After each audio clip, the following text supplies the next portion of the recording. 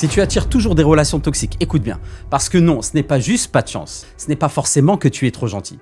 Le vrai problème est souvent beaucoup plus profond que ça. Et si tu répètes toujours les mêmes schémas amoureux, les mêmes relations toxiques, les mêmes déceptions, les mêmes personnes émotionnellement indisponibles, les mêmes manipulateurs, les mêmes pervers narcissiques, les mêmes montagnes russes émotionnelles, alors il y a de fortes chances que ton système reconnaisse ce type de relation comme familier. Et ça change tout, parce qu'en neurosciences et en psychologie, et même dans certaines approches liées à la mémoire émotionnelle et transgénérationnelle, on sait une chose très simple. On n'est pas toujours attiré par ce qui est bon pour nous. On est souvent attiré parce que notre système reconnaît. Et cette phrase, elle peut littéralement changer ta vie si tu la comprends vraiment. Tu n'attires pas toujours ce que tu mérites, tu attires souvent ce que ton système connaît. C'est une phrase qu'on entend rarement, mais elle est fondamentale. Parce que beaucoup de personnes culpabilisent, elles se disent « Qu'est-ce que j'ai fait?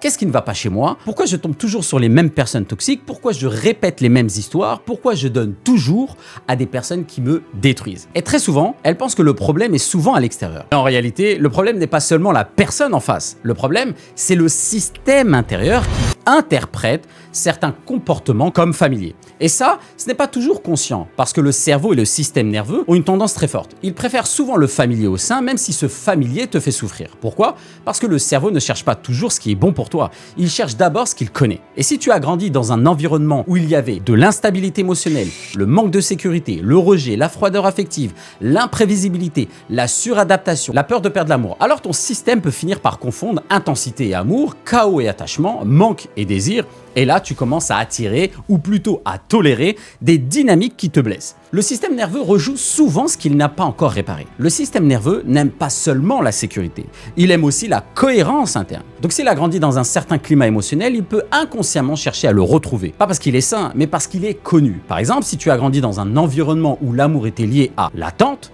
l'abandon, le stress, l'imprévisibilité, le besoin de mériter, le besoin de devoir sauver l'autre ou le fait de devoir toujours faire plus pour être choisi, alors ton système peut enregistrer « c'est ça l'amour ». Et plus tard, adulte, quand tu rencontres quelqu'un de stable, de sain, de cohérent, tu peux parfois ressentir moins d'intensité. Pourquoi? Parce que ton système nerveux n'a pas encore appris à reconnaître la paix comme quelque chose de familier. Et ça, beaucoup de gens ne le comprennent pas. Ils pensent cette personne est trop gentille, mais je ne ressens pas grand-chose pour elle. Alors qu'en réalité, ce qu'ils ne ressentent pas, c'est peut-être simplement le chaos auquel ils étaient habitués. Et ça, c'est un énorme piège. Maintenant, il faut parler de l'identité. Parce que oui, les relations toxiques ne sont pas seulement un problème de mauvais choix. Elles touchent aussi la manière dont tu te définis dans le lien. Par exemple, si ton identité inconsciente s'est construite autour de « je dois prouver ma valeur »,« je dois être parfait pour être aimé »,« je dois sauver les autres »,« je dois m'adapter pour pas être rejeté »,« je dois accepter l'inacceptable pour ne pas perdre », alors tu peux entrer dans des relations où tu te trahis progressivement. Et souvent, tu n'appelles même pas ça toxique au début. Tu appelles ça « je suis patient ». Je suis compréhensif, je donne beaucoup, je suis loyal, je suis amoureux. Alors qu'en réalité, tu es peut-être simplement en train de répéter une identité blessée. Et ça, c'est dur à entendre, mais c'est libérateur et c'est la vérité. Parce qu'à partir du moment où tu comprends que ce n'est pas juste un problème de mauvaise personne, tu récupères ton pouvoir. La mémoire émotionnelle et transgénérationnelle joue un rôle fondamental. Maintenant, il faut aller encore plus loin, parce que parfois, tu ne répètes pas seulement ton histoire, tu répètes aussi des schémas plus anciens, des schémas familiaux, des loyautés invisibles, des mémoires émotionnelles, parfois même des dynamiques transgénérationnelles. Par exemple, grandir dans une lignée où l'amour a été vécu comme souffrance, sacrifice, abandon, domination, trahison, silence émotionnel, dépendance, ça laisse des traces. Même si personne ne te l'explique avec des mots. Le système nerveux, lui, enregistre, le cerveau observe, l'inconscient modélise. Et plus tard, tu peux inconsciemment te retrouver attiré par des personnes qui réactivent ce terrain. Même si personne ne te l'explique avec des mots, le système nerveux, lui, enregistre, le cerveau observe, l'inconscient modélise. Et plus tard, tu peux inconsciemment te retrouver attiré par des personnes qui réactivent ce terrain. Pas parce que c'est ton destin, mais parce que c'est ce que ton système a appris à reconnaître. Et tant que ce schéma n'est pas vu,